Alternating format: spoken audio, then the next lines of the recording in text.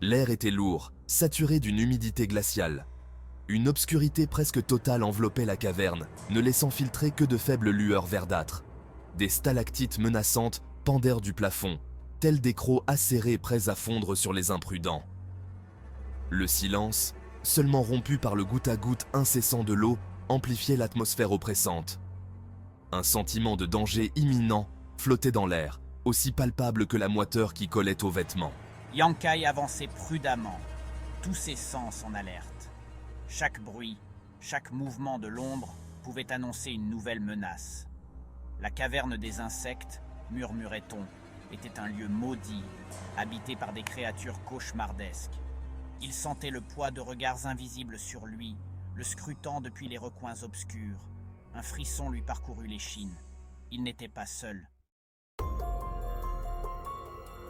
Des voix feutrées, chuchotant dans l'obscurité, le firent se figer. Il reconnut les robes rouges et or de la secte du nuage rouge. 5 disciples, le visage marqué par la peur, se tenaient regroupés, leurs yeux scrutant les ténèbres avec appréhension. Ils étaient emblessés. Certains boitaient, d'autres portèrent des bandages de fortune. La panique se lisait dans leurs regards. Yankai s'approcha, son expression indéchiffrable. « Que faites-vous ici » demanda-t-il, sa voix calme tranchant avec l'atmosphère tendue. Les disciples se retournèrent brusquement, la surprise se mêlant à leur peur. Leurs mains se dirigèrent instinctivement vers leurs armes, mais le geste était hésitant, presque désespéré. Ils étaient au bout du rouleau. Nous avons été attaqués, balbutia l'un des disciples, un jeune homme au visage juvénile déformé par la douleur. Des insectes, des centaines.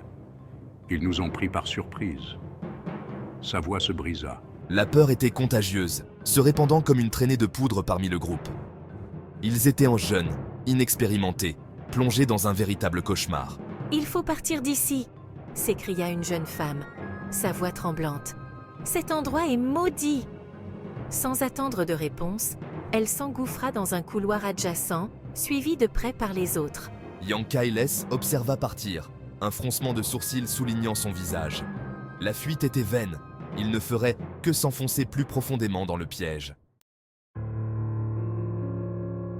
Des cris déchirants, suivis de bruits sourds et humides, résonnèrent dans les couloirs. Un silence glaçant succéda au tumulte. Yankai attendit, immobile, son regard noir fixé sur l'entrée du tunnel.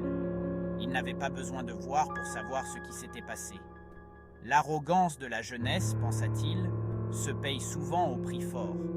La caverne des insectes ne faisait aucune distinction entre les faibles et les forts. Quelques instants plus tard, les disciples réapparurent, titubants, couverts de sang et de blessures fraîches. Leurs yeux étaient exorbités, reflétant la terreur pure qu'ils avaient vécue. L'un d'eux manquait à l'appel. Ils s'effondrèrent aux pieds de Yankai, la terreur les vidant de leur dernière force. Leur fuite avait été vaine. La réalité de leur situation les frappait de plein fouet. Yu Haoting, la disciple la plus âgée, fixa Yankai, son regard passant de la peur à la colère. « Pourquoi ne nous avez-vous pas suivis? Pourquoi ne nous avez-vous pas aidés ?» cracha-t-elle, sa voix rauque de fatigue et d'amertume. Les autres disciples hochèrent de la tête, leurs yeux brûlants de ressentiment. Dans leur détresse, ils cherchaient un coupable, et Yankai, par son calme apparent, semblait tout désigner. « Aider contre cela ?» Yankai fit un geste vers le tunnel. « Vous auriez simplement péri plus vite. La fuite n'est pas une option ici. » Sa voix était plate, dépourvue de jugement.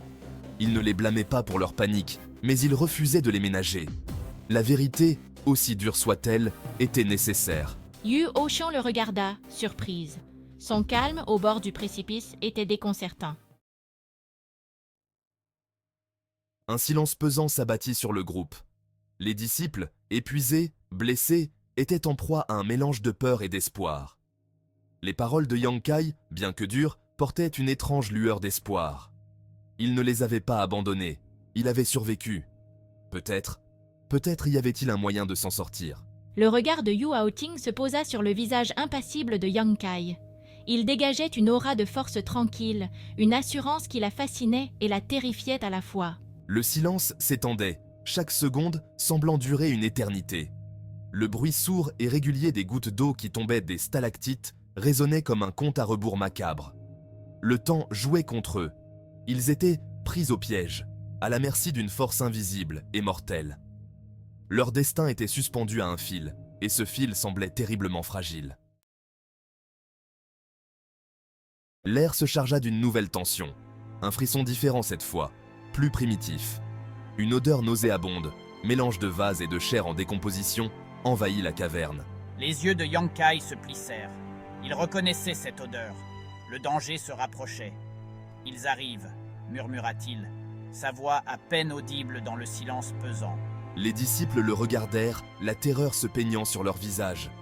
Leur regard implorait une explication, une solution, un miracle. Yankai ne dit rien. Il s'avança, se plaçant entre les disciples et le tunnel. Son visage était grave, résolu. Il dégageait une aura de puissance contenue, comme un volcan sur le point d'entrer en éruption. Les dés étaient jetés, la bataille était inévitable. Dans l'obscurité de la caverne, une lutte désespérée pour la survie était sur le point de commencer.